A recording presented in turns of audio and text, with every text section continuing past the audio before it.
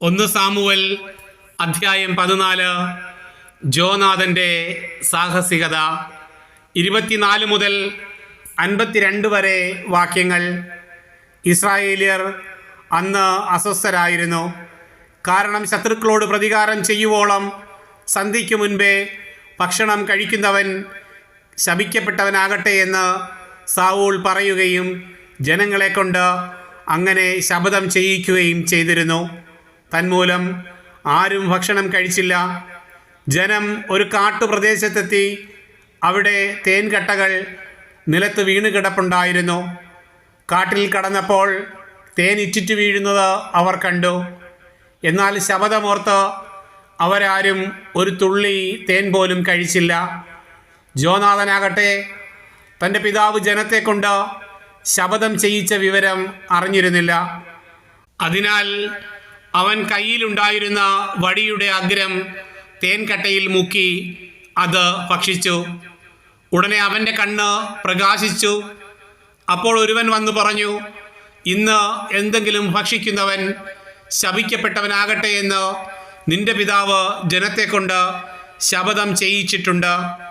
അവർ ക്ഷീണിച്ചുമിരിക്കുന്നു. Jonathan പ്രതിവചിച്ചു, എൻ്റെ പിതാവ് ഈ ദേശത്തെ കഷ്ടത്തിലാക്കിയിരിക്കുന്നു. അല്പം തേൻ കഴിച്ചപ്പോൾ എൻ്റെ കണ്ണ് തെളിഞ്ഞത് കണ്ടില്ലേ? ശത്രുക്കളിൽ നിന്ന് പിടിച്ചെടുത്ത ഭക്ഷണ സാധനങ്ങൾ ജനം വേണ്ടുവോളം ഭക്ഷിച്ചിരുന്നെങ്കിൽ എത്രയോ നന്നായിരുന്നു. ഫിലിസ്ത്യരെ എത്രയോ അധികം കൊന്നെടുക്കുവാൻ സാധിക്കുമായിരുന്നു. അവർ ഫിലിസ്ത്യരെ മിക്മാഷ് മുതൽ അയ്യാലോൻ വരെ അനുധാവനം ചെയ്ത് സംഹരിച്ചു. ജനം അത്യധികം ക്ഷീണിച്ചിരുന്നു. അവർ കൊള്ളവസ്തുക്കളായ ആടുമാടുകളെയും കിടാക്കളെയും പാഞ്ഞു ചെന്ന് പിടിച്ച് നിലത്തടിച്ച് കൊന്ന് രക്തത്തോടെ ഭക്ഷിച്ചു. അവർ സാവൂളിനോട് പറഞ്ഞു, രക്തത്തോടുകൂടി ഭക്ഷിക്കുകയാൽ ജനം കർത്താവിനെതിരെ പാപം ചെയ്തിരിക്കുന്നു. സാവൂൾ പറഞ്ഞു, നിങ്ങൾ അവിശ്വസ്തത കാണിച്ചിരിക്കുന്നു. വലിയൊരു കല്ല് എൻ്റെ അടുക്കൽ ഉരുട്ടിക്കൊണ്ടുവരുവിൻ. ഓരോരുത്തരും അവനവൻ്റെ കാളയെയോ ആടിനെയോ ഇവിടെ കൊണ്ടുവന്ന് കൊന്നു തിന്നാനും രക്തത്തോടുകൂടെ ഭക്ഷിച്ച് കർത്താവിനെതിരെ പാപം ചെയ്യാതിരിക്കാനും നിങ്ങൾ എല്ലാ ജനങ്ങളോടും പറയുവിൻ. അന്നു രാത്രി ഓരോരുത്തരും കാളകളെ കൊണ്ടുവന്ന് അവിടെ വെച്ച് കൊന്നു. സാവൂൾ കർത്താവിനൊരു ബലിപീഠമുണ്ടാക്കി. അവൻ പണിയിച്ച ആദ്യത്തെ ബലിപീഠമാണത്. സാവൂൾ പറഞ്ഞു, നമുക്ക് രാത്രിയിലും ഫിലിസ്ത്യരെ പിന്തുടർന്ന് പ്രഭാതം വരെ കൊള്ളയടിക്കുകയും സകലരെയും കൊന്നൊടുക്കുകയും ചെയ്യാം. അങ്ങേക്ക് ഉചിതമെന്ന് തോന്നുന്നത് ചെയ്യുക എന്ന് ജനം മറുപടി പറഞ്ഞു. എന്നാൽ പുരോഹിതൻ, നമുക്ക് ദൈവത്തോട് ആരായാം എന്ന് പറഞ്ഞു. സാവൂൾ ദൈവത്തോട് ചോദിച്ചു, ഞാൻ ഫിലിസ്ത്യരെ പിന്തുടരണമോ? അങ്ങ് അവരെ ഇസ്രായേലിൻ്റെ കരങ്ങളിൽ ഏൽപ്പിക്കുമോ? എന്നാൽ അവിടുന്ന് അന്ന് അവന് മറുപടി നൽകിയില്ല. സാവൂൾ കൽപ്പിച്ചു, ജനത്തിലെ പ്രമാണികളെല്ലാവരും അടുത്തു വരട്ടെ. ഇന്ന് ഈ പാപം എങ്ങനെ സംഭവിച്ചു എന്ന് അന്വേഷിച്ചറിയാം. ഇസ്രായേലിൻ്റെ രക്ഷകനായ കർത്താവാണ് ഇത് ചെയ്തത്. എൻ്റെ മകൻ ജോനാഥൻ തന്നെയാണെങ്കിലും മരിക്കണം. ആരും ഉത്തരം പറഞ്ഞില്ല.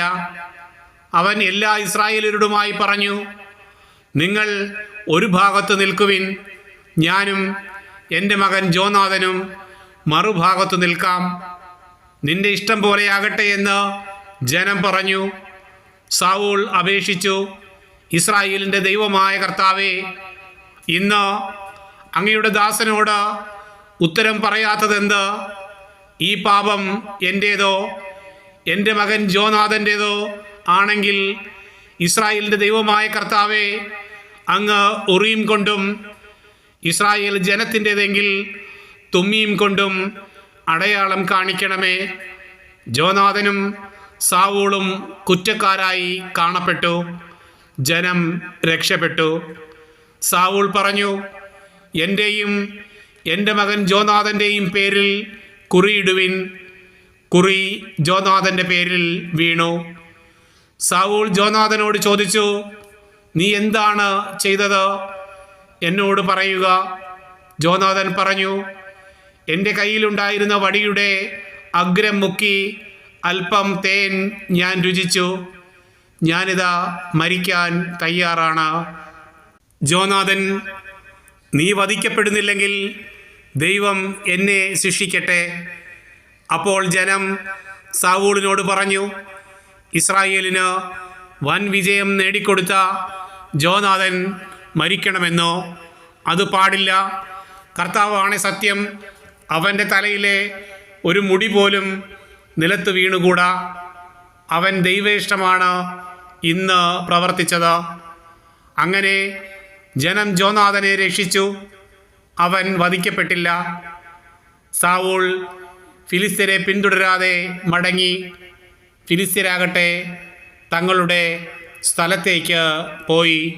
ഇസ്രായേലിൻ്റെ രാജാവായതിനു ശേഷം മോവാബ്യർ, അമ്മോന്യർ, ഏദോമ്യർ, സോബ രാജാക്കന്മാർ, ഫിലിസ്ത്യർ എന്നിങ്ങനെ ചുറ്റുമുള്ള ശത്രുക്കളോടെല്ലാം സൗൽ പൊരുതി.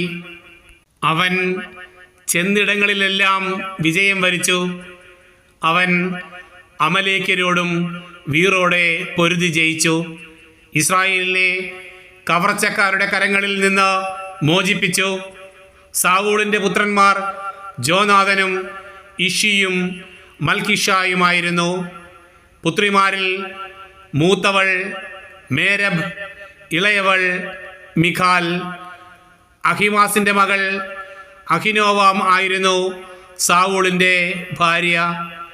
പിതൃസഹോദരനായ നേറിൻ്റെ മകൻ അബ്നേർ സേനാപതിയും.